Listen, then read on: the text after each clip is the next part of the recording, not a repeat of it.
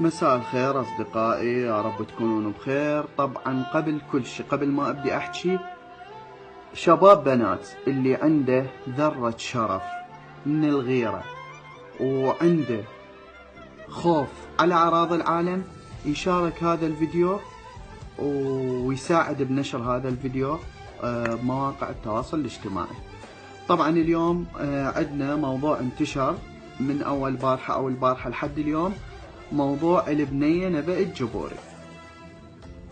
نبأ الجبوري بنية حالها حال 75% من البنات. طبعا قبل كل شيء بداية الفيديو أنا راح أحكي عن البنات والولد، ما أعم لا حد يجي يقول لي عميت، أحكي عن 75%.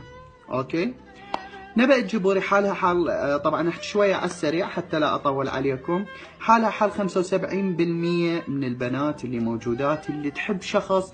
دائما البنية يكون عقلها مو كلش كبير صغير، من تحب شخص وتأمن به صور فيديوهات. اغلب البنات اللي راح يتابعوني او الشباب اللي راح يتابعوني يعرفون انا ايش اقصد وشنو طبيعة علاقاتهم. اجيت وطبلت وصارت طبعا. وقبل كل شيء طبعا سواء البنية عايشة او ميتة ما اعرف، اكو آية قرآنية تفسيرها يقول: من قتل نفسا بغير حق فانما قتل الناس اجمعين. المعنى مالتها مو نص الآية، لان اني مو فيلسوف ولا ابو دين دا اتفلسف براسكم. القصد احنا عيب علينا كعراقيين كمجتمع عراقي ندعي الغيرة، ويطلعوا لي بمواقع التواصل الاجتماعي على برنامج الصدمة: العراقيين هالغيرة، العراقيين هالغيرة. حبيبي وين الغيرة؟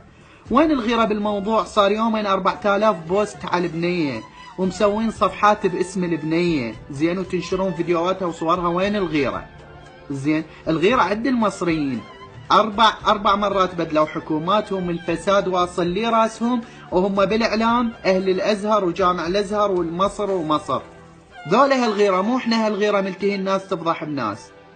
زين، انت لو عندك عرض ولو عندك شرف وتخاف على عرضك وشرفك ما ساهمت بفضيحة هاي البنية، وثق انه رب العالمين راح يفضحك بعرضك كائنا من تكون. تستشرف، تبيع مثاليات، مسوي روحك شريف، وانت نفسك البنية الله ما سترها. زين، وانت نفسك لو الله يشيل ايده عنك ويقرر ما يسترك، انا متأكد كل بشر اذا يقعد ويا نفسه ويغمض ويتذكر باخطاء او بسلبياته وبفضايحه اللي الله ساترها، كلش راح تلقى هاي البنية انظف من عندك او انظف من عندك.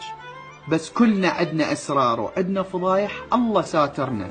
زين، الله اذا قرر يفضحنا يفضحنا، الله ساترنا. فكلنا عندنا اعمال مخجله احنا نخجل منها اذا نقعد بس نفكر بها. واصلا اكو ناس حتى بالتفكير تستحي ما تريد تفكر باللي هي سوتها بحياتها. زين، ماكو انسان نبي وماكو انسان معصوم. البنيه غلطت، البنيه صورت، البنيه طلع عندها صور، الله يسامحها الله يهديها، ما علينا. ليش دا تفضحها؟ ليش دا تنشر فيديوهاتها؟ ليش دا تنشر صورها؟ ليش صفحات صارت باسم نبأ الجبوري؟ انتو شبيكم يا عالم صاحين لو شنو؟ بس فهموني. لك بابا انت دا تنشر ودا تتباهى، عرضك امك باكر عقبه ضعفت الله ضعفها، راحت حبت واحد. زين، والواحد طلع مو خوش ادمي اخره من عندك، مع احترامي يعني لللفظه لا تاخذوني لان والله محروق دمي. زين، وقاموا نشر صورها وفيديوهاتها. تدري شو يصير بيك انت؟ تتمنى القاع تنشق وتبلعك.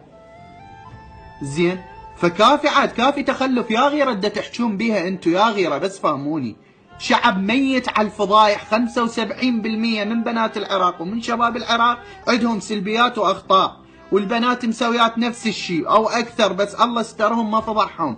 75% مداعم، والشباب كذلك. انتو الجيل الجديد جايني مخصل وجايني مالط وجايني مسوي ليزر.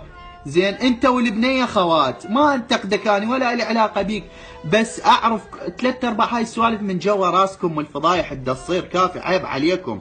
عندكم اعراض، عندكم خوات، فكروا بيهن شويه. البنية سوت غلط، يعني قبلها هذا الولد ابو الدارسين انذبح من ورا من ورا التطبيل مال فيس والنشر مالتكم. قبلها هاي بنية شروق من الحلة ما ادري شنو، اللهم عافينا، عاهرة او داعرة نفسها يا اخي لا تشترك بفضحها. وهسه نبأ الجبوري 4000 بوست خلال يومين. ليش يا ظلام النفس؟ من الله ينكب كل واحد بعرضه للي فضح هاي البنية، الله ينكبه بعرضه ان شاء الله. زين، يعني هسه البنيه مو زينه على عيني وراسي، عملها مشين على عيني وعلى راسي، انت تفضحها ليش ابويا؟ ليش هسه البنيه اذا انقتلت والله دمها برقابكم. الله يغفر، الله طبب مرة زانية تشتغل عاهرة للجنة لين شربت تكرمون كلب مي بحذائها بالصحراء، غفر لها ودخلها الجنة. دا تجي انت ما اعرف اصلك من فصلك من شروخك قاعد تزاود بالشرف وتحكي لك انت تدري هسه بيتك شكو؟ تدري امك واختك ايش دا يسوون؟ كليتنا احنا على فكرة، ما دا احكي عليهم بس، حتى اني حتى غيرنا، صديقي اخويا ابن عمي، كلنا احنا نعرف شكو ببيوتنا يصير، نعرف خواتنا ان الظاهر امي تصلي اختي تصلي، ما اعرف، مو امي مو زينه واختي مو زينه او ذيك مو زينه او ذيك مو زينه، بس اعرف البنيه من تحب ما تفكر بعقلها، تفكر بقلبها. بدي الصوره، مكالمه، فيديو، زين انت اذا هسه اليوم فضحت هاي، باكر عقبه الله ايش راح يسوي بيك؟ ايش راح يضربك بعرضك؟ كافي عاد نحكي بالغيره، احنا عراقيين رب مال فضايح، ندور فضايح، زين؟ يعني بالقرآن المجيد سالفة تحرق الدم 4000 بوست خلال يومين وبيجات باسم هاي البنية. ليش؟ البنية غلطت يعني انتوا تفضحوها؟ زين؟ انت نفسك بدك تفضح بيها، انت تدري شو مسوي بحياتك والله ساترك؟ كافي عاد، عيب عليكم، استحوا، صارت 3 ضحايا، شروق وابو الدارسين وهالسنه بقى الجبوري يروحون بسبب هذا الموضوع. المزين النفسه اللي يريد يداعر نفسه لا تشاركون بفضيحه شخص، زين؟ لان باكر عقبه الله يضربك انت بعرضك، زين؟ وكافي عاد، عيب عليكم، عيب. وانت المخصل والصابغ والمالط ومسوي ليزر وقاعد تبيع شرفيات بالفيس، روح شوف نفسك وروح غطي روحك.